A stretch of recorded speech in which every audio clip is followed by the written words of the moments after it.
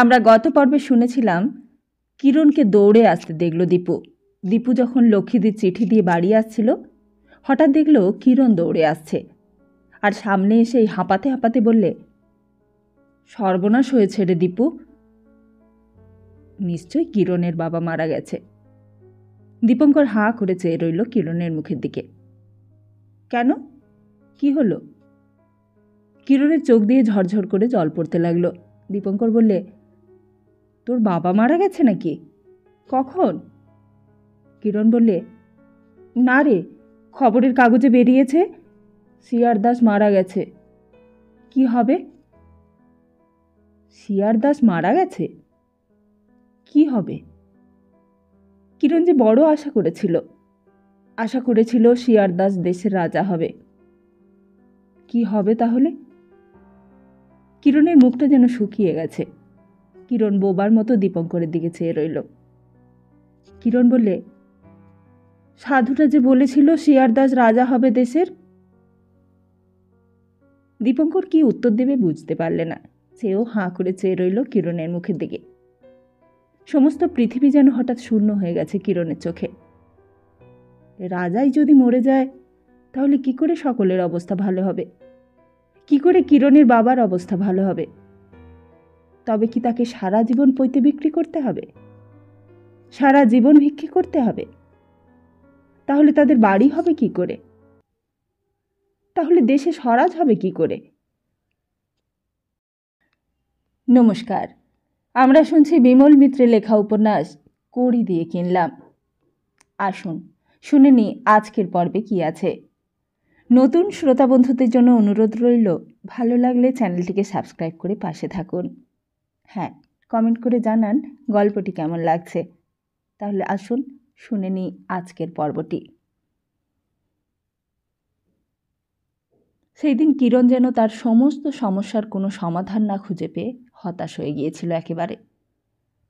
দীপঙ্কর অনেকক্ষণ চুপ করে থাকার পর জিজ্ঞেস করেছিল, স্কুল যাবি না? কিরণ বলেছিল, স্কুল আজকে ছুটি, কালকেও ছুটি। তারপর একটু থেমে বললে, কেওড়াতলায় কাল আসবে সিআর দাস, দেখতে যাবি ভাই? দীপঙ্কর বললে, যাব, একসঙ্গে দুজনে যাব। কিরণ বললে, একটু সকাল সকাল যাব বুঝলি, নইলে খুব ভিড় হবে কেওড়াতলায়। সেই দিন বাড়ি এসেই প্রথমে গিয়েছিল লক্ষ্মীদের কাছে। নেপাল ভট্টাচার্য স্ট্রিটের মোড়ের মধুসূদনের রোয়াকের ওপর তখন তুমুল জটলা চলছে।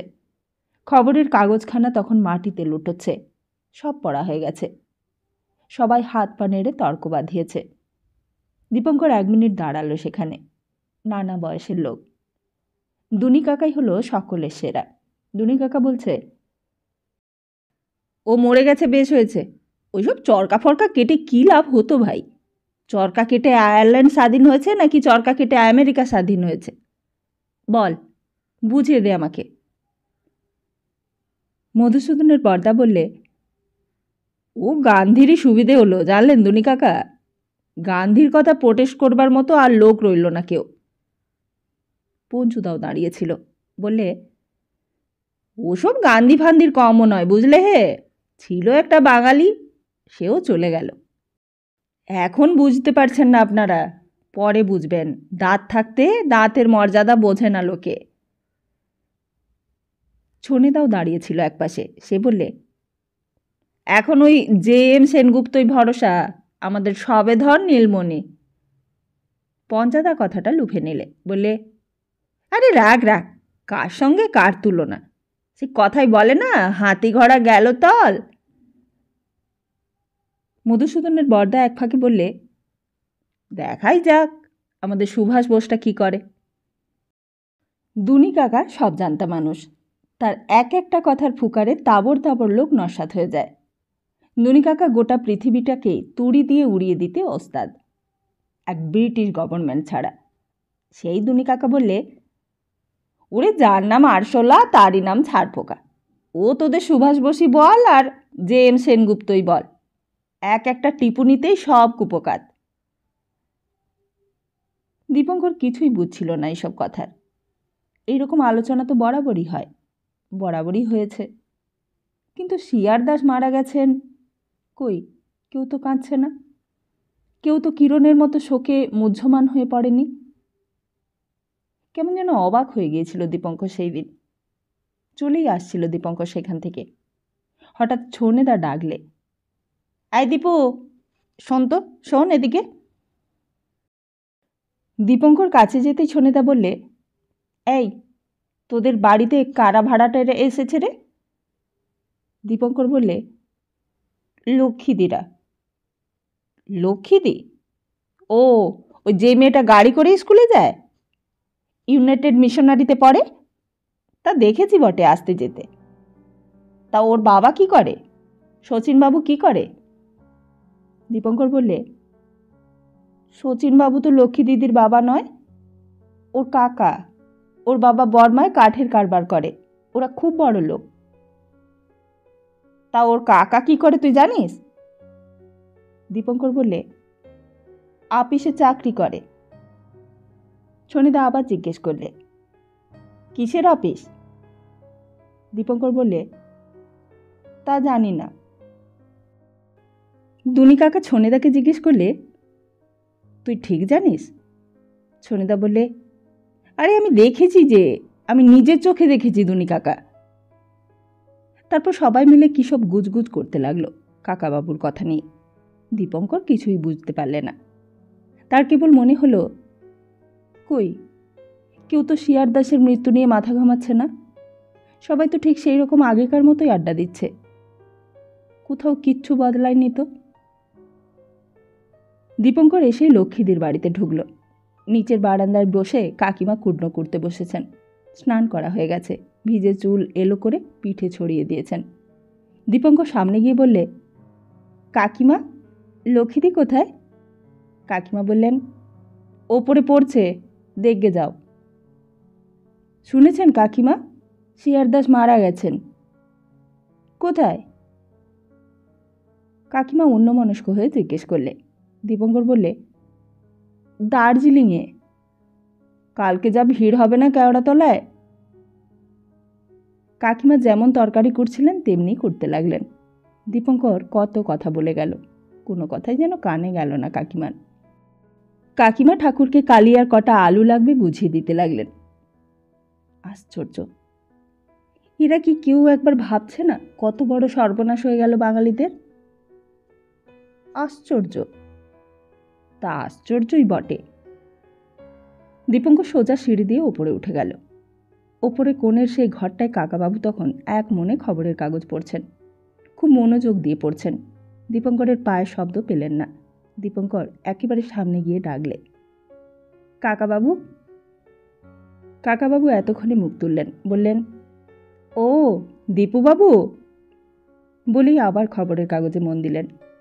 দীপঙ্কর বললে, শিয়ার দাস মারা গেলেন, কি হবে কাকাবাবু? কাকাবাবু কাগজ পড়তে পড়তে বললেন, কি বলছ? দীপঙ্কর বললে, শিয়ার দাস মারা গেলেন, কি হবে তাহলে কাকাবাবু? কাকাবাবু সেই রকমভাবে কাগজের দিকে চোখ রেখে বললেন, কি আর হবে, কিছুই হবে না। কিছুই হবে না? কাকাবাবু সেই কথার আর কোনো উত্তর দিলেন না। দীপঙ্কর অনেকক্ষণ দাঁড়িয়ে রইল সেখানে।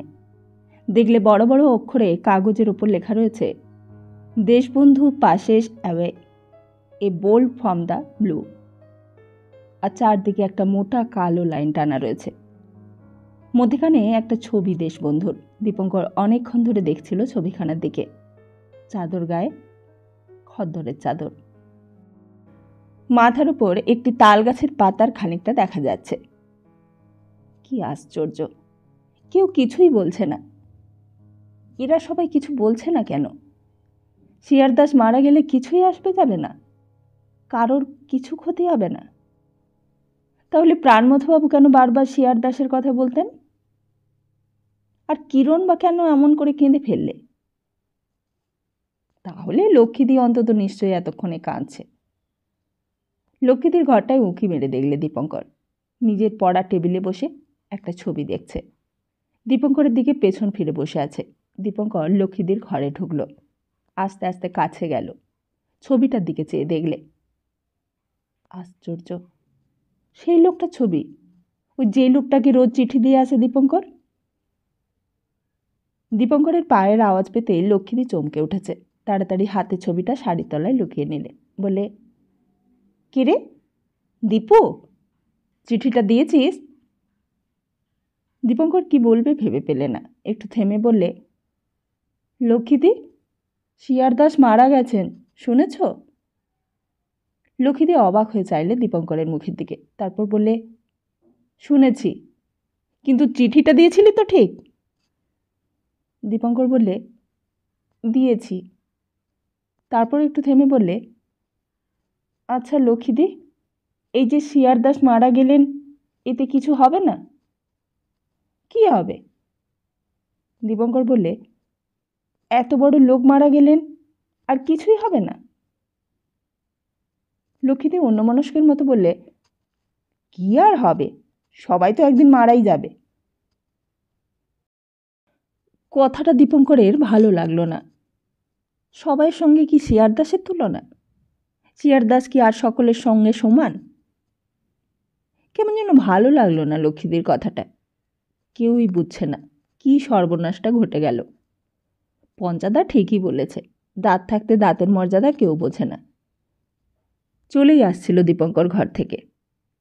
হঠাৎ মনে পড়ল কথাটা, আর বললে, তোমার একটা চিঠি আছে লক্ষ্মীদি। চিঠি? লক্ষ্মীদি তড়াক করে একেবারে বাঘের মতো লাফিয়ে উঠেছে যেন। বললে, চিঠি আছে তো বলিস না কেন, দে। দীপঙ্কর পকেট থেকে চিঠিটা বার করে দিয়ে বললে, একেবারে ভুলে গিয়েছিলাম। চিঠিটা হাতে নিয়ে মাথাটা ছিঁড়ে এক নিঃশ্বাসে পড়তে লাগলো লক্ষ্মীদি। লক্ষ্মীদিকে যে কি চমৎকার দেখাচ্ছে, হঠাৎ বড় সুন্দর বলে মনে হলো লক্ষ্মীদিকে। সকালবেলা চান সেরে নিয়ে পড়তে বসেছে। একটা লাল রঙের শাড়ি পরেছে, গলায় চিকচিক করছে সোনার হারটা। গলার অনেকখানি খোলা, ফর্সা গলাটা নিটল নির্ভাজ। বিন্তিদির গলা এমন খোলা নয়, ঢাকা থাকে সেমিজ দিয়ে। কিন্তু লক্ষ্মীদির জামাটা অনেকখানি খোলা। লক্ষ্মীদি অনেকক্ষণ মন দিয়ে চিঠিটা পড়তে লাগলো। এত কি কথা লেখা থাকে চিঠিতে? লক্ষ্মীদি বা এত কি লেখে চিঠিতে রোজ রোজ? আর সেই লোকটাই বা সব কাজ ফেলে চিঠির জন্য কেন রোজ রোজ দৌড়ে আসে কুণ্ডু পুকুরের ধারে? চিঠি পড়বার সময় তার মুখটাই বা অমন জল জল করে ওঠে কেন? কেন লাল হয়ে ওঠে কান দুটো? আর কেনই বা ঘন ঘন সিগারেট খায়? সিগারেট খায় আর কেন বারবার চিঠিগুলো পড়ে? লক্ষ্মীদি চিঠিটার দিকে চোখ রেখে নিজের মনেই যেন বললে, কাল তো যেতে পারবো না। দীপঙ্কর বললে, কোথায় যেতে পারবে না লক্ষ্মীদি? তোকে বলছি না। তারপর দীপঙ্করের দিকে চেয়ে বলে, দেখ দেখিনি কি মুশকিল, কাল তো আমি যেতে পারবো না। দীপঙ্কর বললে, তোমায় কোথাও যেতে লিখেছে বুঝি লক্ষ্মীদি? লক্ষ্মীদি বললে, সে তুই বুঝবি না, সে একটা জায়গা আছে। কিন্তু কাল যে সতী আসছে। সতী? সতী আসছে? লক্ষ্মীদি বলল, কাল যে সতাকে আনতে যেতে হবে। কাল সতী আসছে গে, বাবা চিঠি লিখেছেন। কাল বিকেল 5টার সময় সতীর জাহাজ এসে পৌঁছবে। সতী? সতীর কথা এত শুনেছে দীপঙ্কর যে সতাকে যেন তার দেখাই হয়ে গেছে। সতাকে দেখতে যেন তার আর বাকি নেই। অনেকদিন সতীর চেহারাটাও যেন সেই চোখের সামনে সে দেখেছে। এত গল্প শুনেছে কাকাবাবুর কাছে, কাকিমার কাছে, লক্ষ্মীদের কাছে, যে সতী আর তার অচেনা নয়। সতী যেন লক্ষ্মীদের মতোই একেবারে আপনজন হয়ে গেছে দীপঙ্করের। দীপঙ্কর জিজ্ঞেস করলে, সতী আসবে কাল, আমাকে তো তুমি আগে বলনি। লক্ষ্মীদি বললে, আজই তো বাবার টেলিগ্রাম এলো। কিন্তু কার সঙ্গে আসবে? সতী একলা আসতে পারবে? লক্ষ্মীদি বললে, বর্মা থেকে একজনেরা আসছে কলকাতায়, তাদের সঙ্গেই বাবা পাঠিয়ে দিচ্ছেন। ওখানে লেখাপড়া একেবারেই হচ্ছে না। তাই ওই দেখছিস না, ওই বিছানা করা হয়েছে সতীর জন্য, সতী ওইখানেই শোবে। দীপঙ্করের এতক্ষণে নজরে পড়ল, ঘরের এক পাশে লক্ষ্মীদের শোবার খাট ছিল, আর ওই পাশে আরেকটা খাট রাখা হয়েছে। সেদিন বাড়ি ফিরেও যেন অনেকক্ষণ ধরে সতীর কথাই মনে পড়ছিল দীপঙ্করের। দীপঙ্কর তখনও দেখেনি শতাকে, কিন্তু মনে হয়েছিল অন্তত বাড়ির মধ্যে একটা খেলার সঙ্গী পাবে সে। লক্ষ্মীদি বড়, বিন্তিদিও বড়, ছিটে ফোটা সবাই হচ্ছে বড়, কারোর সঙ্গে খেলা যায় না। খেলতে গেলে সেই কিরণদের বাড়ি যেতে হয় লুকিয়ে লুকিয়ে। এইবার সতী আসবে। সতী তো তারই মতন ছোট, সতী তো তার চেয়েও ছোট। মনে আছে সেদিন রাত্রে ভালো করে ঘুম হয়নি দীপঙ্করের। মনে আছে সমস্ত রাতই যেন উসখুস করছিল বিছানায় শুয়ে। আস্তে আস্তে মাকে ডেকেছিল। মা, কি রে, এখনো ঘুমোসনি? দীপঙ্কর বললে, যদি সকালে ঘুম ভাঙতে দেরি হয় আমাকে ডেকে দিও মা। অথচ কেন যে ঘুম থেকে সকালে উঠতে হবে তাও তার জানা ছিল না। তবু মনে হয়েছিল দেরি হলে যেন অনেক ক্ষতি হয়ে যাবে। ভোর হতে না হতে সেদিন দীপঙ্কর উঠে পড়েছিল। হঠাৎ যেন তার মনে হলো, কই, ভোরবেলাটা তো ঠিক অন্য দিনকার মতোই, কোনো তফাৎ নেই। অন্যদিন যেমনভাবে সূর্যটা পূর্ব দিকে ওঠে আর আমড়া গাছটা ডালে এসে রোদ লাগে, সেদিনটাও তেমনি। চুন্নুনি ঠিক অন্য দিনকার মতোই উঠোন ঝাড় দিতে শুরু করেছে, আর কাকে লক্ষ্য করে যেন গালাগালি দিচ্ছে। সতে খোয়াড়িরা, তোরা মর মর, তোরা রক্ত বমি করে, তোদের খাটে করে চিতে তুলে দিয়ে আসি কেওড়া তলায়। যত ঢেড়া জুটেছে বাড়িতে, তোদের ছাদ দিয়ে আমি পিন্ডি চটকাই, ওলো হাড় হাবাতে মাগি, তোর মুখে আমি। আস্তে আস্তে উঠোনের কোণে গিয়ে মুখটা ধুয়ে দীপঙ্কর ভাবলে, চুন্নুনি হয়তো জানে যে শিয়ার দাস মারা গেছেন। দীপঙ্কর বললে, চুন্নুনি, শুনেছ? কি শুনবো বাছা, শোনবার কি আর আমার পিন্ডি রেখেছে? শতেক খোয়াড়িরা আমার হাড় মাছ ভাজা ভাজা করে ছেড়েছে। হতচ্ছাড়িদের জ্বালায় কি আর আমার শোনবার সময় আছে বাছা? আবাগীদের মুখে আমি। কোথা দিয়ে যে সকালটা সেদিন কেটেছিল। ভাত খেয়ে নিয়ে রাস্তায় যেতে দেখলে দলে দলে লোক চলেছে কেওড়াতলার দিকে। কিরণের বাড়িতে গিয়ে বাইরে থেকে ডাকলে, কিরণ, কিরণ। ভেতরে যাবার উপায় নেই, মা বারণ করে দিয়েছে। ততক্ষণে পার্কটা ভর্তি হয়ে গেছে লোকে লোকে। নেপাল ভট্টাচার্য স্ট্রিটের ভেতর দিয়ে পার্কটায় ঢুকবার পথে অনেক ভিড়। রেলিংটা ভরে গেছে মানুষের মাথায়। সকাল 6:30টায় ট্রেনটা শিয়ালদা স্টেশনে এসে পৌঁছাবার কথা। তারপর সেখান থেকে হাঁটতে হাঁটতে হাজরা রোড ধরে কালীঘাট রোড দিয়ে টালিগঞ্জ রোডে এসে পড়বে। আর ততক্ষণে গাছের ওপর সব লোক উঠে বসেছে, ছোট বড় সব গাছেই মানুষ। দুপুর 12টা বাজলো, 1টা বাজলো, তবুও দেখা নেই। হঠাৎ ভিড়ের মধ্যে দেখলে কিরণ। এই কিরণ, তুই এখানে? তোদের বাড়িতে গিয়ে আমি কত ডাকলুম। কিরণ বললে, তোর জন্য দাঁড়িয়ে দাঁড়িয়ে শেষে চলে এলুম। আয় এখানে, এইখানে দাঁড়া, এখানে দাঁড়ালে ভালো দেখা যাবে। শেষে 2:30টার সময় হঠাৎ মনে হলো যেন মানুষের একটা বিরাট ঢেউ সামনের দিকে এগিয়ে এলো, আর সেই ঢেউয়ের আঘাতে সকলের সব আকাঙ্ক্ষা, কামনা, বাসনা এক মুহূর্তে যেন উদ্বেল হয়ে উঠল। যেন বিরাট এক জনসমুদ্রের তরঙ্গ সমস্ত মানুষের বেদনাকাতর দৃষ্টিকে আচ্ছন্ন করে এক নিমেষে মুখর হয়ে উঠল। আর সঙ্গে সঙ্গে সব প্রতীক্ষার সমাধি হলো আর্তচিৎকারে। যেন কেউ কোথাও নেই, কোনো সাড়া শব্দ নেই কারোর। বড় নির্জন আর নিরিবিলি হয়ে গেল কলকাতা শহর। দীপঙ্করের মনে হলো সেই নিস্তব্ধতার প্রাচীর ভেঙে যেন একটা ফুলের পাহাড় এগিয়ে আসছে তার দিকে। শুধু ফুল আর ফুল। এত ফুলও ছিল পৃথিবীতে। দীপঙ্করের সমস্ত অন্তরাত্মা যেন আর্তনাদ করতে চাইলে প্রাণ ভরে, যেন চিৎকার করতে পারলেই খানিকটা তৃপ্তি পাওয়া যেত, যেন আর্তনাদ করতে পারলে খানিকটা সান্ত্বনা পাওয়া যেত মনে। ফুলের পাহাড়টা সামনের দিকে চলে গেল। তখনও দীপঙ্করের জ্ঞান নেই। হঠাৎ কিরণের গলার শব্দে দীপঙ্করের যেন জ্ঞান ফিরে এলো। কিরণ বললে, ওই দেখ প্রাণমথবাবু। সেই উস্কো খুস্কো চুল, এলোমেলো খদ্দরের জামা আর সেই গোড়ালি দোমড়ানো জুতো, সেই পান চিবোচ্ছেন। কিরণ বললে, ওই দেখ মহাত্মা গান্ধী রে। একে একে অনেককে চিনিয়ে দিলে কিরণ। কিরণ সকলকেই চেনে, সকলকে মিটিংয়ে দেখেছে। দীপঙ্কর বললে, ওই দেখ অঘোর দাদু। তা অঘোর দাদু যে অঘোর দাদু, সেও এসে ফুটপাতের একপাশে দাঁড়িয়ে আছে। চোখে দৃষ্টি নেই, তবু কি দেখতে এসেছে কে জানে। দেখা গেল ব্যারিস্টার পালিতের ছেলে নির্মল পালিতকে। তাদের স্কুল থেকে সাউথ সারবাবানে চলে গেছে। সেও এসেছে, হাঁ করে দাঁড়িয়ে আছে। দাঁড়িয়ে দাঁড়িয়ে কমলা লেবু খাচ্ছে, আর সঙ্গে আছে তাদের দারোয়ান। আর দেখা গেল ফটিককে, দেখা গেল লক্ষণকেও, লক্ষণচন্দ্র সরকার। সেও এসেছে কিনা এখানে। বাড়িতে গিয়ে শুনেছিল মাও নাকি এসেছিল বিন্তিদিকে নিয়ে। দুনি কাকা ফতুয়া গায়ে দিয়ে এসেছিল, ছনেদাও মধুসূদনের বরদা পঞ্চাদা সবাই এসেছিল দল বেঁধে। দীপঙ্কর বললে, ওই দেখ ছিটে এসেছে। অঘোরদাদুর বড় নাতি ছিটে, সিগারেট টানছে মুখে, কাপড়টা পরেছে লুঙ্গি করে। অনেক ভিড়, কেউ আর আসতে বাকি রাখেনি। কেবল কাকাবাবু কাকিমা আর লক্ষ্মীদি, ওরাই এলো না। ওরা যেন অন্য দলের, ওরা যেন সকলের চেয়ে আলাদা। হঠাৎ টিপ টিপ করে বৃষ্টি পড়তে লাগলো একটু, আর সঙ্গে সঙ্গে একটা বিরাট শিরিষ গাছের ডাল মরমর করে ভেঙে পড়ল মাটিতে, আর এক পাল লোক সঙ্গে সঙ্গে হুড়মুড় করে পড়ল নিচে।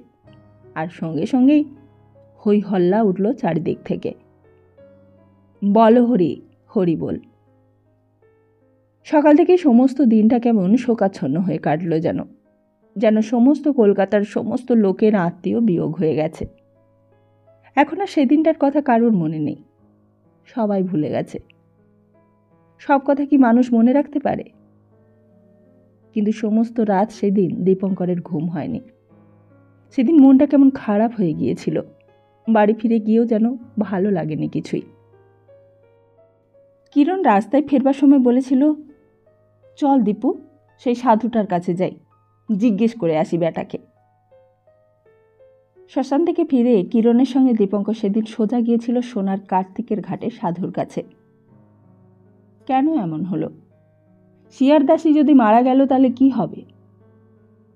এর উত্তর কেউই দিতে পারেনি দীপঙ্করকে। দুনি কাকা, ছনেদা, পঞ্চাদা, কাকাবাবু, কাকিমা, লক্ষ্মীদি কেউ দিতে পারেনি। কারোর মনেই যেন কথাটা লাগেনি, শোকটা লাগেনি। অথচ এত বড় ঘটনা ঘটে গেল চোখের সামনে, সব শেষ হয়ে গিয়ে ছাই হয়ে গেল। চিতার ধোঁয়ায় আকাশ কালো হয়ে উঠল।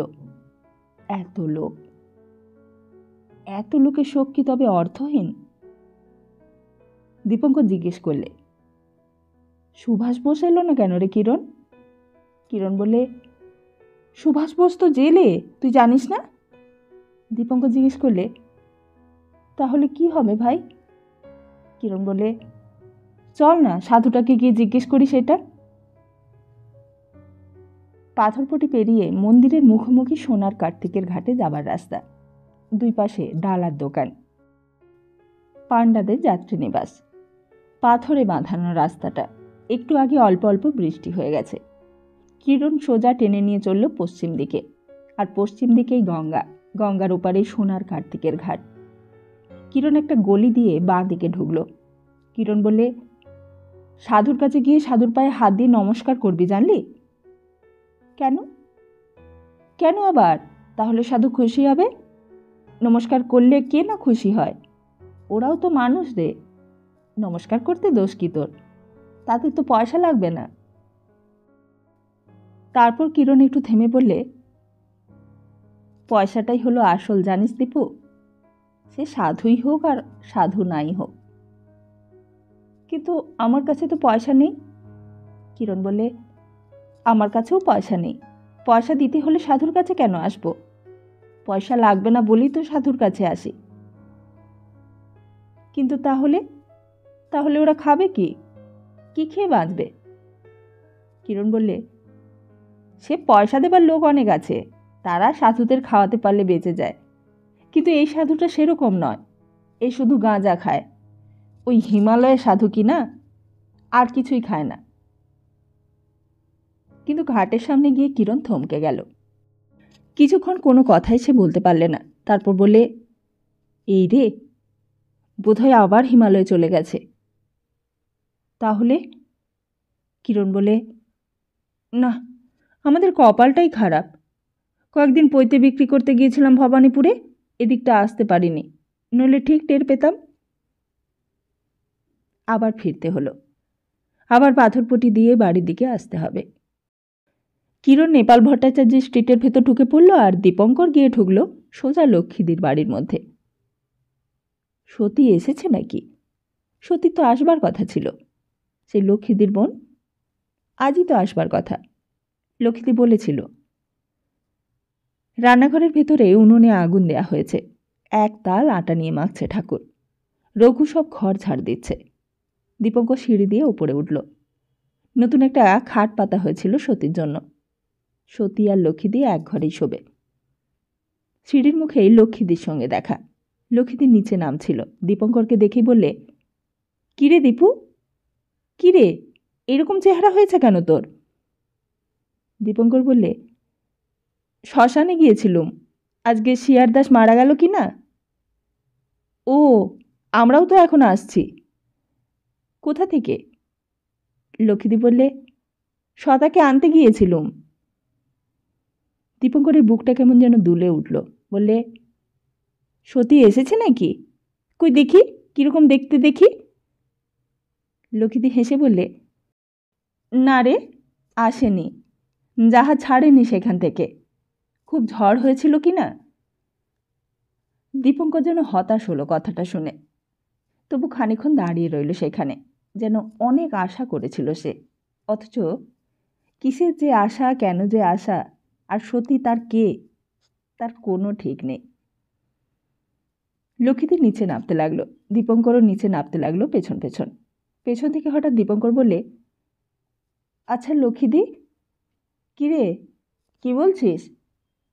দীপঙ্কর জিজ্ঞেস করলে, সতাকে বুঝি তোমার মতন দেখতে? লক্ষ্মীদি হঠাৎ ফিরে দাঁড়ালো, বললে, ও মা, তুই বুঝি দিনরাত সতীর কথা ভাবিস? কেমন যেন লজ্জা হলো দীপঙ্করের। মুখটা নিচু করে বললে, না, তবে সতীর কথা এত জিজ্ঞেস করিস কেন তুই? কেন যে দীপঙ্কর সতীর কথা এত জিজ্ঞেস করতো তা কি আর দীপঙ্করই জানত? কিন্তু তার কেবলই মনে হতো সতী যেমনই হোক, সে যেন এমন করে লক্ষ্মীদের মতো লুকিয়ে লুকিয়ে কাউকে চিঠি না পাঠায়। সতী যেন লক্ষ্মীদের মতো আয়নার সামনে দাঁড়িয়ে দাঁড়িয়ে এমন করে না নাচে। সতী যেন এমন করে লক্ষ্মীদের মতো পড়ার টেবিলে বসে অন্য কারো ছবি না দেখে। সতী যেন আরও ভালো হয়, লক্ষ্মীদের চেয়ে সতী যেন আরও ভালো হয়। সতী যেন সত্যিই সতীর মতন হয়। সেই দিন সেই টিপটিপ বৃষ্টির মধ্যে কালীঘাট মন্দিরের দরজায় দাঁড়িয়ে দীপঙ্কর সেদিন সেই কথাগুলোই ভাবছিল। সতী হয়তো আর আসবে না শেষ পর্যন্ত। শেষ পর্যন্ত হয়তো সতী আশাই হবে না। অত দূর থেকে আসা কি আর সহজ? কোথায় বর্মা আর কোথায় কোন কাঠের কারবারি ভুবনেশ্বর মিত্রের ছোট মেয়ে সতী, সে কি এত দূর পথ একলা আসতে পারবে?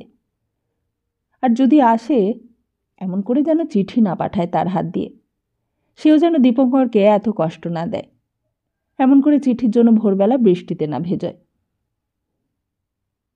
এইবার লোকটা আসছে, সেই কোট প্যান্ট পরা লোকটা। একটা ট্যাক্সি তীরের মতো ছুটে আসছে কুণ্ডুপুকুরের দিকে। কিন্তু না, ট্যাক্সিটা কুণ্ডুপুকুরের ধার দিয়ে এসে গলির ভেতর ঢুকে গেল। দীপঙ্কর আরেকবার প্যাড়ার দোকানে গিয়ে ঘড়িটা দেখে এলো। সর্বনাশ, 8টা বাজে। কখন সে পড়বে, আর কখন স্কুলেই বা যাবে, কখন সে ভাত খাবে? বৃষ্টি তখন বেড়েছে, আরও জোরে জল পড়ছে। দীপঙ্কর সেই বৃষ্টির মধ্যেই রাস্তায় নেমে পড়ল। মায়ের মন্দির থেকে ঈশ্বর গাঙ্গুলি লেন অনেক দূর পথ। সমস্ত জামা প্যান্ট সব ভিজে একসা হয়ে গেল। ছুট ছুট আর ছুট। ছুটতে ছুটতে একেবারে লক্ষ্মীদিদের বাড়ির দরজায় যখন পৌঁছল, তখন সে একেবারে চান করে উঠেছে। দরজাটা খোলাই ছিল। সোজা লক্ষ্মীদির ঘরে গিয়ে চিঠিটা দিয়ে আসতে হবে, আর বলতে হবে সেই ভদ্রলোক আসেনি। লক্ষ্মীদি হয়তো খুব রাগ করবে, যা রাগী মেয়ে। কিন্তু দীপঙ্করেরই বা কী দোষ? ভদ্রলোক যদি না আসে, সে কি করতে পারে? সিঁড়ির নিচে রান্নাঘরের দিকে কাকিমার গলার আওয়াজ পাওয়া গেল। রঘু একটা থালায় চাল ধুচ্ছে কলতলার সামনে। দীপঙ্কর সিঁড়ি দিয়ে সোজা উপরে চলে গেল। ওপরের বারান্দায় কেউ নেই। ডান দিকে পাশাপাশি শোবার ঘর, পড়বার ঘর। দীপঙ্কর উঁকি মেরে দেখলে ভেতরে। লক্ষ্মীদি? সেখানেও কারোর শব্দ নেই। তার পাশের ঘরেও তাই। সমস্ত দোতলাটাই যেন ফাঁকা বলে মনে হলো। কেউ নেই দোতলায়। দীপঙ্করের গায়ে জামা ভিজে চপচপ করছে। এই ঘর ওই ঘর সমস্ত উঁকি দিয়ে বারবার দেখলে। কোথায় গেল লক্ষ্মীদি? আর কাকাবাবুই বা কোথায় গেলেন? অন্যদিন তো এই বারান্দায় বসে খবরের কাগজ পড়েন। সেই শিয়ারদাস যেদিন মারা গিয়েছিল সেদিনও তো ওইখানে বসে খবরের কাগজ পড়েছিলেন। লক্ষ্মীদির ঘরের ভেতরে সতীর খাটটাও সাজানো রয়েছে। দুই দিকে দেয়াল লাগানো দুটো খাট, বিছানা টিছানা সব পরিষ্কার পরিচ্ছন্ন সাজানো। শুধু ছোট টেবিলটার ওপর 3টে চায়ের কাপ ডিশ খালি পড়ে আছে। দীপঙ্কর আবার ডাকলে, লক্ষ্মীদি? তারপর সিঁড়ি দিয়ে তেতলার ছাদে উঠল। তেতলার ছাদে শুধু একখানা ঘর। সেই ঘরখানায় কাকাবাবু শোন। আর সেই ঘরে গেলে সমস্ত কালীঘাটটা ছবির মতন নজরে পড়ে। ছোট ছোট বাড়ি, বস্তি, খড়ের চালা, মায়ের মন্দির, হালদারদের বাড়ি, চণ্ডীবাবুর বড় বাড়ির চুড়োটা, আরও অনেক কিছু। আর ওইদিকে সেই টিপু সুলতানের ভুতুড়ে বাড়িটা, তার ওই ধারে আগুন খাকির পুকুর, আর তার ওইদিকে ঢালা ধান ক্ষেত। আর সেই ধান ক্ষেত একেবারে সোজা দক্ষিণে রেল লাইন পর্যন্ত গিয়ে মিশেছে। ওপরে উঠেই দীপঙ্কর কাকাবাবুর ঘরটার দিকে চেয়ে দেখলে। ঘরের দরজাটা খোলা। অন্যদিন সবসময় ঘরটায় চাবি বন্ধ থাকে। ঘরের ভেতরে লক্ষ্মীদি নেই। দরজার পাল্লাটা ধরে ঝুঁকে আবার ভেতরটা উঁকি মেরে দেখলে। খাটটার ওপর খবরের কাগজটা উল্টে রয়েছে। মনে হয় যেন একটু আগেই ঘরে কেউ ছিল। সেলফের ওপর অনেকগুলো বই, অনেকগুলো কাগজপত্রের বান্ডিল, আর একটা ট্রাঙ্ক। ট্রাঙ্কে একটা ছোট তালা ঝুলছে। সকালের রোদ এসে পড়েছে মেঝের ওপর, বিছানার চাদরে আর দেওয়ালের কুলুঙ্গিতে। কোথায় গেল লক্ষ্মীদি? আবার নিচে নেমে কাকিমাকে জিজ্ঞেস করতে হবে। আর এত সকাল সকাল কাকাবাবুই বা কোথায় গেলেন? আর লক্ষ্মীদিই বা কোথায় গেল?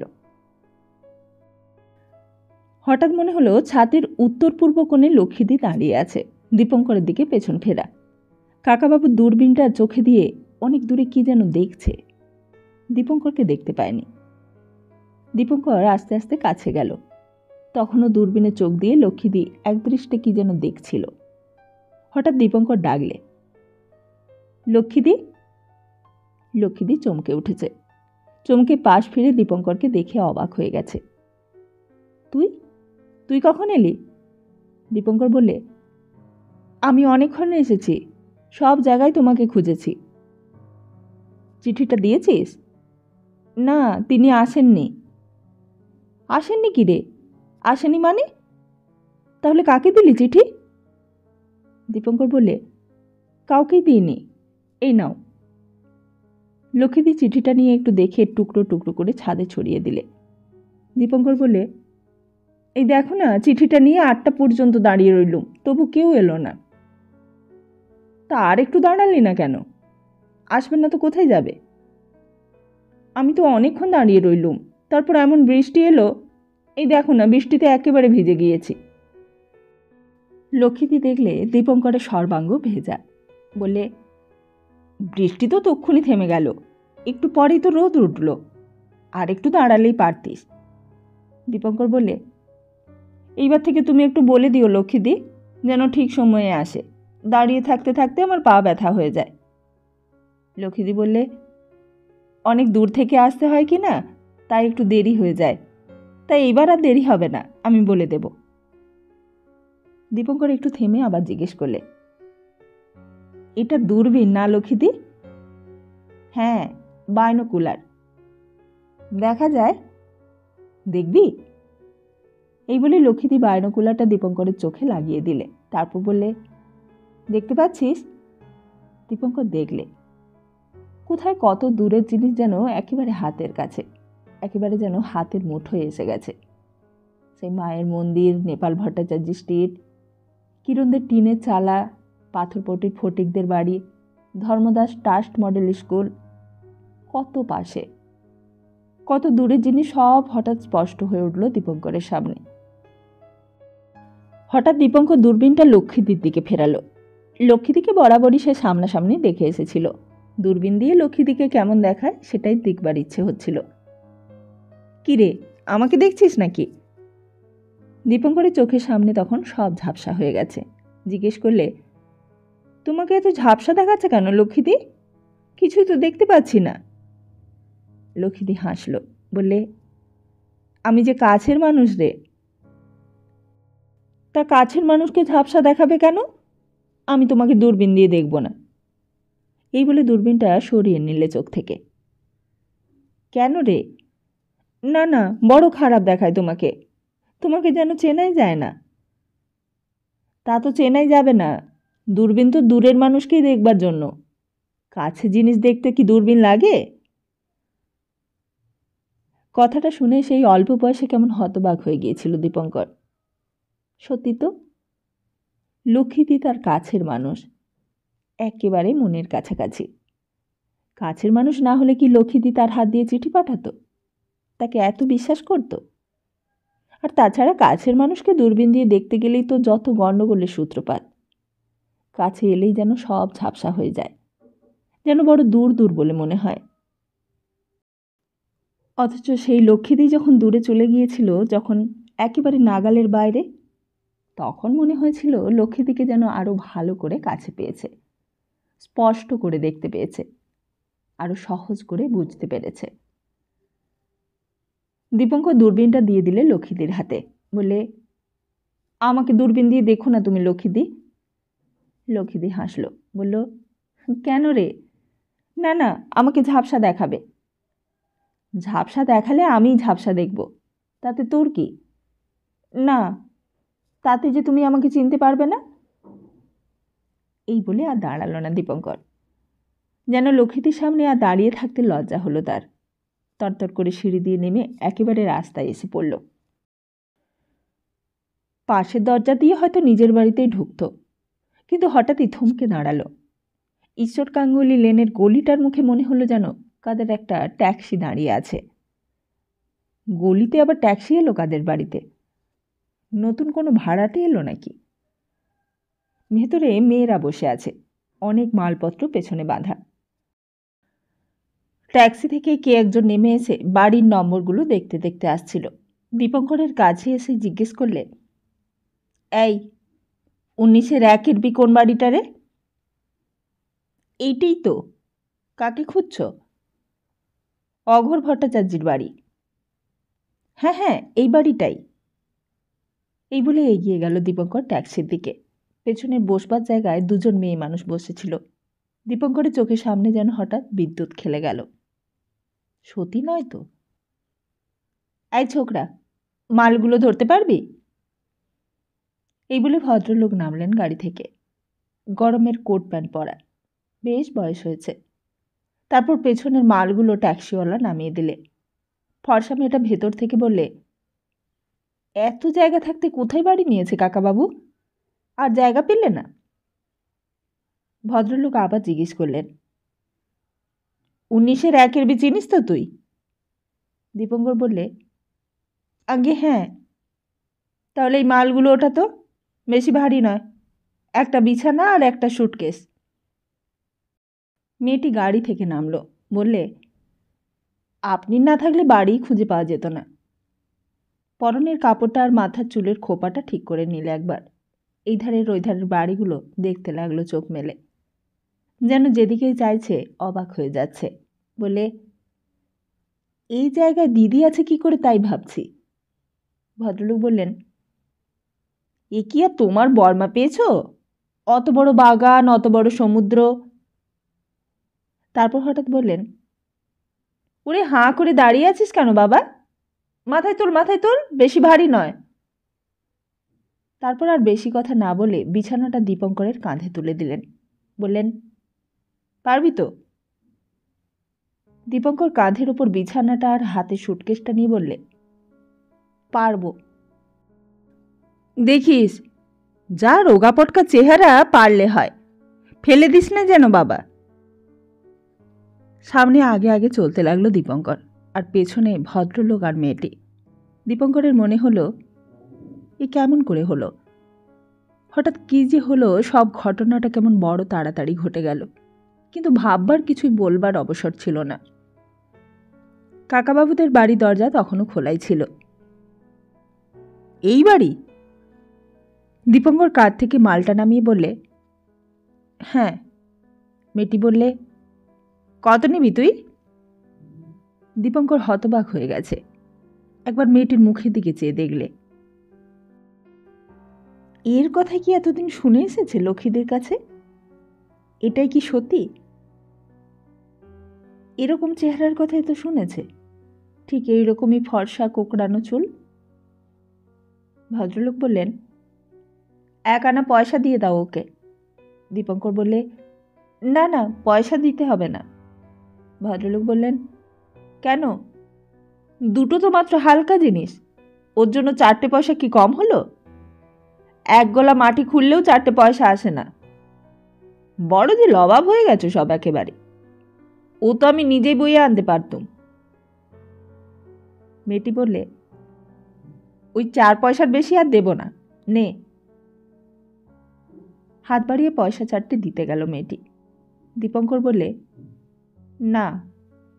ভদ্রলোক বললেন, এই জন্যই বাঙালিদের কিস্য হয় না। ভারী তো দুটো হালকা জিনিস, তার জন্য 2 গন্ডা পয়সা দিতে হবে। না নেয় না নেবে, বয়ে গেল। মেয়েটি আবার বললে, নিবি তো নে। দীপঙ্কর বললে, না।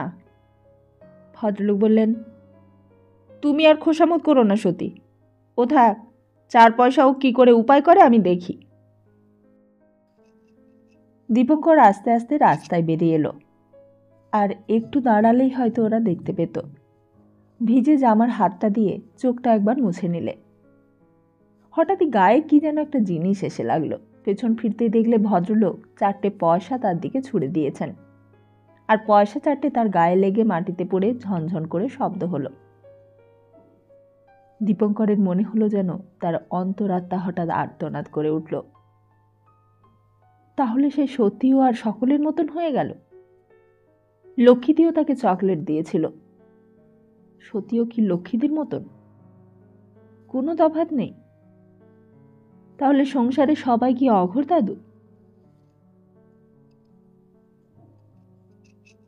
বাড়ি আসতেই মা দেখতে পেয়েছে, বলল, হ্যাঁ রে, এতক্ষণ লাগলো ফুল দিয়ে আসতে?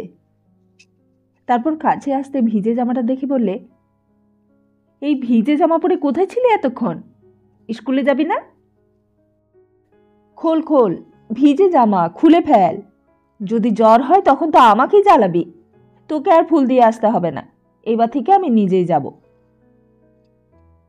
এই বলে জোর করেই মা জামাটা টেনে খুলে দিলে, গামছা দিয়ে মাথাটা মুছিয়ে দিলে, আর নিজের মনেই বক বক করতে লাগলো অনেকক্ষণ। আমার যেমন কপাল, আমি যে এই সারাদিন রান্না করছি পরের বাড়িতে, চোখে দেখেও ছেলের জ্ঞান হয় না। আর কবে জ্ঞান হবে? কবে বুদ্ধি বিবেচনা হবে যে ছেলের? মার কথাগুলো শুনতে শুনতে দীপঙ্করের ভারী দুঃখ হতো। মা তো জানতো না দীপঙ্করের মনের ভেতর কত কথার কত ভাবনার পাহাড় জমেছিল তিলে তিলে। মার যেমন নিজের ভাবনা আছে, দীপঙ্করেরও তো তেমনি নিজের ভাবনা আছে কত। ঘরটার দাওয়ায় বসে বসে উঠোনের মাথায় আকাশটাকে দেখেও তো কত ভাবনা উঠত দীপঙ্করের মাথায়। কেন সকাল হলেই রোদ হয়, কেন সন্ধে হলেই তারা ওঠে, যেই আকাশ থেকে বৃষ্টি পড়ে সেই আকাশ থেকে আবার কি করে আগুন ঠিকরে পড়ে দুপুরবেলা। আর শুধু কি তাই, ওই উঠোনের কোণে যে আমড়া গাছটা দাঁড়িয়ে আছে, এক জায়গায় ওর পাতাগুলো কেমন সবুজ, কিন্তু সাদা হয়ে গেলে মাটিতে কেন ঝরে পড়ে। আর সেই কাকটা, কাকটা তো রোজ আসে, রোজ এসে ওই গাছের ডালে বসে। কোথায় গেল ওর লাল মুখো বাচ্চাটা? হাজি কাশিমের বাগানে সেবার মরে পড়ে থাকতে দেখেছিল তাকে, তারপর থেকেই ও যেন কেমন হয়ে গেছে। একটু ভাত পেলে খেয়ে নিয়ে আবার ওই ডালে গিয়ে বসে, তারপর সন্ধে হবার আগে কোথায় চলে যায়। ওর বোধহয় কেউ নেই পৃথিবীতে। পৃথিবীতে কেউ না থাকা খুব কষ্টের বোধ হয়। সেদিন দীপঙ্কর সেই লক্ষ্মীদের দেওয়া চকলেটগুলো ওকে দিয়ে দিয়েছিল। কাকটা গপ গপ করে সব খেয়ে নিয়েছিল। ও বেশ আছে, লজ্জাও নেই, অভিমানও নেই, সত্যি বেশ আছে। দীপঙ্কর ডাকে, আহ আহ আহ। কাকটা তেরছা দৃষ্টি দিয়ে দীপঙ্করের দিকে ঘাড় কাট করে দেখে সত্যি তার হাতে কিছু খাবার আছে কিনা, সত্যি তাকে খেতে দিচ্ছে নাকি স্তোক বাক্য শোনাচ্ছে। মা একদিন দীপঙ্করকে নিয়ে প্রাণমথবাবুর কাছে গিয়েছিল দুপুরবেলা, ছুটির দিন। মা একটা ফর্সা কাপড় বার করে পরেছিল। নেপাল ভট্টাচার্য স্ট্রিটের একেবারে শেষ প্রান্তে প্রাণমথবাবুর বাড়ি। এককালে খুব অবস্থা ভালো ছিল প্রাণমথবাবুর পূর্বপুরুষদের, এখন সব ভেঙে ভেঙে পড়েছে। মা বললে, আমি বৌদিকে বলে রেখেছি, তোকে কিছু ভাবতে হবে না। দীপঙ্কর বলেছিল, আমি কিন্তু চাকরি করব না মা। মা বললে, চাকরি করবে না তো কি করবে শুনি, বসে বসে ভাত গিলবে? দীপঙ্কর বললে, আমি পড়ব। মা খুব রেগে গিয়েছিল, বলেছিল, পড়তে মাইনে লাগবে না? মাইনে আমি কোত্থেকে দেব শুনি? অঘোরদাদু কদিন খাওয়াবে দুজনকে? আমি তোমার মাইনে গুনতে পারবো না বাপু, এই বলে রাখলুম। আমার শরীরে আর বইছে না। প্রাণমথবাবুর বাড়ির ভেতর খালি গায়ে তখন চরকা কাটছিলেন। চারিদিকে আলমারি, বই ভর্তি আলমারি। বললেন, না দীপুর মা, ও যখন পড়তে ইচ্ছে তখন ওকে তুমি পড়াও। মা বললেন, কিন্তু দাদা, আপনি তো আমার অবস্থাটা জানেন, কোত্থেকে মাইনে গুনবো আমি? সেই 1 মাস বয়স থেকে আমি এতদিন টেনে টেনে চললুম। এখন আমার নিজের শরীরেও আর বয় না। ওর একটা কিছু করে যেতে পারলে তবু আমি নিশ্চিন্ত হয়ে চোখ বুঝতে পারি। প্রাণমথবাবু তখন পান চিবোচ্ছিলেন। বললেন, তুমি ঢুকিয়ে তো দাও কলেজে, মাইনের কথা ভাবতে হবে না। তা সত্যি মাইনের কথা আর ভাবতে হয়নি মাকে। কলেজে পড়বার সময় মাইনে দিতেন প্রাণমথবাবু নিজের পকেট থেকে। প্রতি মাসের প্রথম দিকে গিয়ে হাজির হতো দীপঙ্কর। সকালবেলাতেই যেত। অনেক কাজের মধ্যেও প্রাণমথবাবু তাকে দেখেই বলতেন, এসেছ? চাইতে হতো না, কিচ্ছু না। তাকে দেখে ড্রয়ার থেকে 6টা টাকা দিয়ে দিতেন। বলতেন, তোমার মা কেমন আছেন? দীপঙ্কর বলতো, ভালো আছে স্যার। তা পড়াশুনো চলছে তো ঠিক করে? 55 সিংহী মশাই কেমন আছেন? 55 সিংহী ছিলেন কলেজের প্রিন্সিপাল। দীপঙ্কর বলতো, ভালো আছেন স্যার। তাকে আমার কথা বলো, জানো, যদি কোনো অসুবিধে হয় তাকেও জানিও। তারপর বলতেন, বড় হও, মানুষ হও, তোমাকে মানুষ হতে দেখলে আমি খুব খুশি হব। দীপঙ্কর বলতো, স্যার, পরের মাস থেকে আপনাকে আর টাকা দিতে হবে না। কেন? দীপঙ্কর বললে, আপনি তো আমাকে অনেক সাহায্য করলেন স্যার, কেউ কারোর জন্য এমন করে না। সামনের মাসে আমি একটা টিউশনি জোগাড় করব ভাবছি। টিউশনি? প্রাণমথবাবু কি যেন ভাবলেন খানিক্ষণ, তারপর বললেন, টিউশনি পেয়েছ? না, এখনো পাইনি, তবে খুঁজলে পেয়ে যাব। আজকাল কালীঘাটে অনেক নতুন নতুন লোক এসেছে, 10 টাকার টিউশনি একটা জোগাড় করতে পারবো। প্রাণমথবাবু বললেন, দাঁড়াও। প্রাণমথবাবুর গম্ভীর গলার আওয়াজে দীপঙ্কর যেন চমকে উঠল। প্রাণমথবাবু গম্ভীর গলায় ডাকলেন, হরিপদ। হরিপদ সামনে আসতে প্রাণমথবাবু বললেন, বাড়তি হিসেবের খাতাটা বার করে দে তো। হরিপদ অনেক বই খাতার মধ্য থেকে একটা লাল খেরো বাঁধানো খাতা টেনে বের করে দিলে। প্রাণমথবাবু খাতাটা তুলে তারই একটা পাতা বার করে বললেন, পড়ো, পড়ে দেখো। দীপঙ্কর পড়ে দেখলে, পড়ে কিছুই বুঝতে পারলে না। পাতা ভর্তি অনেক লোকের নামের লিস্ট, প্রত্যেকের নামের পাশে টাকার অঙ্ক বসানো। কারোর নামের পাশে 5, কারোর নামের পাশে 10, কারোর নামের পাশে 2, এরকম অনেক নাম। অনেক টাকা। তার নিজের নামও রয়েছে, আর তার নামের পাশে লেখা রয়েছে 6 টাকা। কিছু বুঝলে? না স্যার। প্রাণমথবাবু বললেন, তুমি একলাই টাকা পাও না, অনেকেই পায়, সবাই এসে নিয়ে যায়, কিন্তু তোমার মতো টাকার দরকার নেই বলে কেউ বলে না। এই আজ তুমিই প্রথম বললে শুনলাম। দীপঙ্কর কি জবাব দেবে কিছুই বুঝতে না পেরে চুপ করে রইল। প্রাণমথবাবু বললেন, তা আসলে এ টাকা আমিও আমার পকেট থেকে দিই না তোমাকে, আমার অত টাকাও নেই। কলকাতার কিছু বড় বড় লোক গরিবদের সাহায্য করবার জন্য মাঝে মাঝে আমার হাতে কিছু টাকা দেয়, আর সেই টাকাটাই আমি কেবল তোমাদের হাতে তুলে দিই। তা আমার কাছ থেকে টাকা নিতে তোমার লজ্জা করার কোনো কারণ নেই।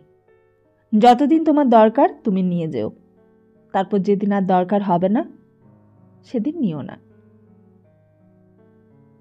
দীপঙ্কর এবারেও কোনো উত্তর দিলে না, চুপ করে দাঁড়িয়ে রইল। হঠাৎ প্রাণমথবাবু গম্ভীর গলায় বললেন, যাও এবার। আর এক মুহূর্ত দেরি না করে দীপঙ্কর রাস্তায় বেরিয়ে পড়ল। যেন সত্যি বড় লজ্জা হলো বেশিক্ষণ প্রাণমথবাবুর সামনে থাকতে। ইনিও তো মানুষ, পৃথিবীর কোটি কোটি মানুষের মধ্যে প্রাণমথবাবু তো একজন মানুষ ছাড়া আর কিছুই নন। কিন্তু এমন মানুষ কটা আছে পৃথিবীতে? দীপঙ্করের মনে হলো আসবার সময় প্রণাম করলেও যেন তাকে ছোট করা হতো। প্রাণমথবাবু যেন সমস্ত ভদ্রতা অভদ্রতা, সমস্ত নিয়ম কানুন, সমস্ত কেতা দুরস্তের ঊর্ধ্বে। যারা চকলেট দেয়, যারা পয়সা দেয়, যারা সন্দেশ দেয়, সেই লক্ষ্মীদি সতী অঘোর দাদুদের কেউ নয় যেন প্রাণমথবাবু। অথচ প্রাণমথবাবুও তো দেবতা নন, সাধারণ, অতি সাধারণ কালীঘাট নেপাল ভট্টাচার্য স্ট্রিটেরই একজন মানুষ মাত্র। প্রাণমথবাবু তো তাদের মতো টাকা কড়ি দিয়ে ঘুষ দিয়ে তাকে কিনতে চাননি। দীপঙ্করকে টাকা দিয়ে তিনিও সম্মান, লজ্জা, বিনয়, কৃতজ্ঞতা সবই তো দীপঙ্করের কাছ থেকে আদায় করতে পারতেন, কিন্তু তা তো তিনি করলেন না। মনে আছে যেদিন প্রথম প্রাণমথবাবুর কাছে মা নিয়ে গিয়েছিল, প্রাণমথবাবু একটা কথা বলেছিলেন। চরকা কাটতে কাটতে বলেছিলেন, মহাভারত পড়েছ? দীপঙ্কর বলেছিল, মার কাছে মহাভারতের গল্প শুনেছি, পড়িনি। প্রাণমথবাবু জিজ্ঞেস করেছিলেন, আচ্ছা বলো তো, পৃথিবীর চেয়ে বড় কি? প্রশ্নটা শুনে কেমন ঘাবড়ে গিয়েছিল দীপঙ্কর। এই পৃথিবী, এই বিশ্বব্রহ্মাণ্ডের চেয়ে বড় কি জিনিস থাকতে পারে এই সংসারে? আর যদি পৃথিবীর চেয়েও বড় হবে, তাহলে সেটা পৃথিবীর মধ্যে ধরবেই বা কেমন করে? বাটি যতটুকু ততটুকুই তো তেল ধরবে তাতে। এক সেরা বাটিতে তো আর 2 সেরা তেল ধরতে পারে না। প্রাণমথবাবু নিয়ম করে রোজ চরকা কাটতেন। সেই চরকার কাটা সুতো দিয়ে নিজের কাপড় তৈরি করতেন। প্রাণমথবাবুর স্ত্রীও নিজে চরকা কাটতেন। স্বামী স্ত্রী অদ্ভুত দুজনে, ছেলেপুলে ছিল না। তা পরে অনেকেই চরকা কাটা ছেড়ে দিয়েছিলেন। চরকার যখন হুজুগ এসেছিল তখন সবাই কেটেছে। পাড়ায় পাড়ায় চরকা ঘুরত ঘর ঘর করে। খদ্দর পরা একটা স্টাইল হয়ে গিয়েছিল। কিন্তু সব হুজুগের মতো একদিন খদ্দরের হুজুগও শেষ হয়ে গেল। কিন্তু প্রাণমথবাবু সারা জীবন আর তা ছাড়লেন না, একেবারে জীবনের শেষ দিন পর্যন্ত। প্রাণমথবাবু আবার বললেন, বলো, পৃথিবীর মধ্যে পৃথিবীর চেয়েও বড় কি জিনিস বলো? মা বললেন, দাদা, আমি ভেতরে বৌদির সঙ্গে একবার দেখা করে আসি। হ্যাঁ যাও। এই বলে প্রাণমথবাবু আবার চরকা কাটতে লাগলেন। তারপর বলতে লাগলেন, মহাভারতে আছে, একবার এক বক যুধিষ্ঠিরকে অনেকগুলো প্রশ্ন করেছিল। দীপঙ্কর বলে, হ্যাঁ জানি স্যার, বকের প্রশ্নের উত্তর দিতে পারেনি বলে ভীম, অর্জুন সবাই মরে গিয়েছিল, শুধু যুধিষ্ঠিরই শেষ পর্যন্ত উত্তর দিতে পেরেছিল। প্রাণমথবাবু জিজ্ঞেস করলেন, তা বলো তো, কার হৃদয় নেই? কে জেগে ঘুমোয়? জন্মের পরেও নিঃশ্বাস পড়ে না কার? কোন জিনিস বাতাসের চেয়েও বেগবান?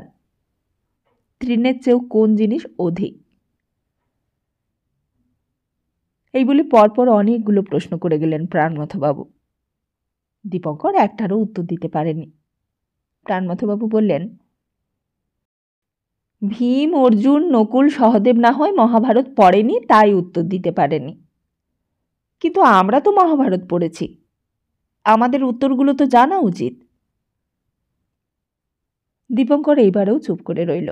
প্রাণনাথবাবু বললেন, বড় হয়ে মহাভারতটা পড়ো, বুঝলে? এখন পৃথিবীর চেয়ে বড় কি এটা শোনো।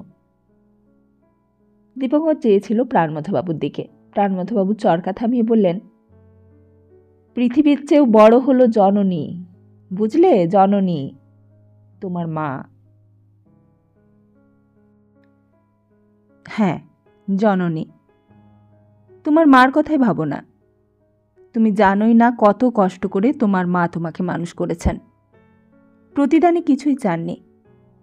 তুমি যখন ছোট ছিলে, তোমার এই বিধবা মা সেদিন তোমার জন্য রাতের ঘুম, দিনের বিশ্রাম সব কিছু ত্যাগ করেছেন। আর তুমি সেটা তোমার ন্যায্য পাওনা হিসেবে দাবি করেছ। আরও স্নেহ, আরও যত্ন, আরও সেবা দাবি করেছ। একটু থেমে আবার বলতে লাগলেন, এছাড়াও আরও একজন মা আছে তোমার, তার কথা তুমি কখনো ভেবেছ কি? দীপঙ্কর অবাক হয়ে গেল, বললে, আরেকজন মা? প্রাণনাথবাবু বললেন, হ্যাঁ, আরেকজন মা, আর সে হচ্ছে তোমার জননী, জন্মভূমি।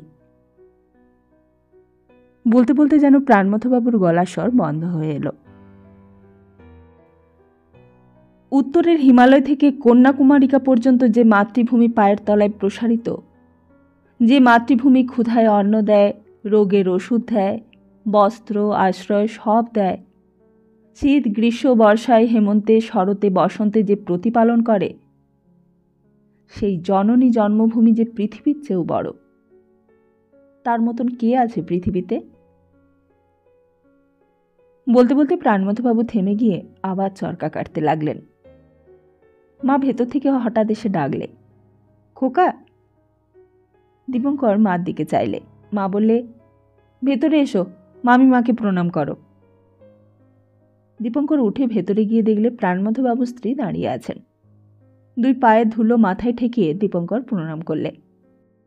প্রাণনাথবাবুর স্ত্রী আশীর্বাদ করলেন, মানুষ হও বাবা, মায়ের মুখ উজ্জ্বল করো। আর তারপর থেকেই প্রতি মাসে দীপঙ্কর যেত প্রাণনাথবাবুর বাড়ি।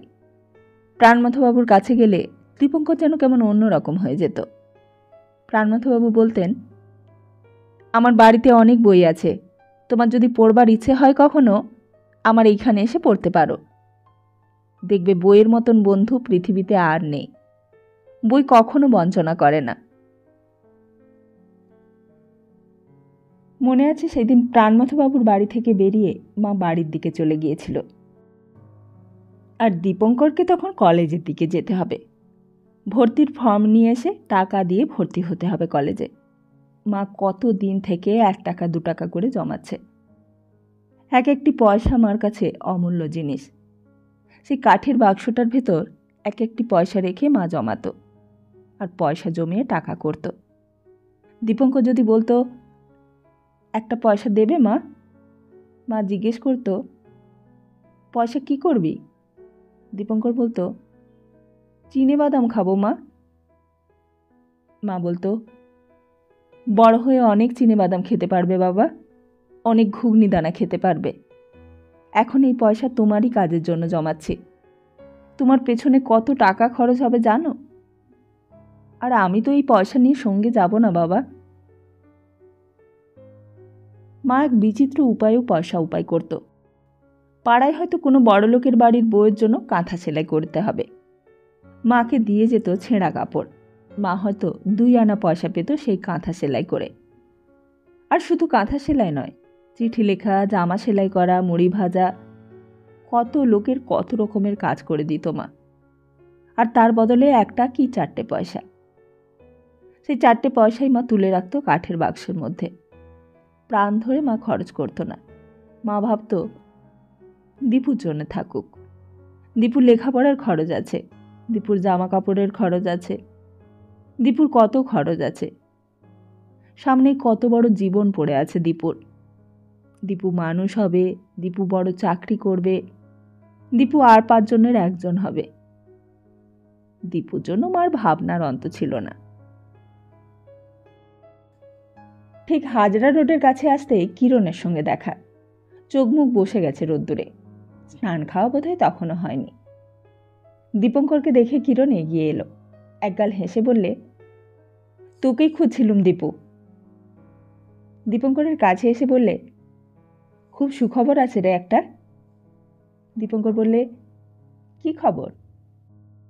কিরণ বললে, নির্মল পালিতকে মেম্বার করেছে আমাদের লাইব্রেরিতে, জানিস? মাসে 1 টাকা করে চাঁদা দেবে।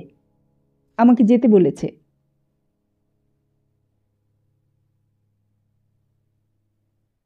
তাহলে আজকের মতো এখানেই শেষ করি। খুব তাড়াতাড়ি আসছি আগামী পর্বটি নিয়ে, আর নির্মল পালিতকে সেটা জানার আগ্রহ নিয়ে। হ্যাঁ, অবশ্যই জানব নির্মল পালিত কে, এই মহান উপন্যাসে নির্মল পালিতের কী ভূমিকা। তাহলে ততদিন ভালো থাকুন, সুস্থ থাকুন, আর সবাইকে ভালো রাখুন। নমস্কার।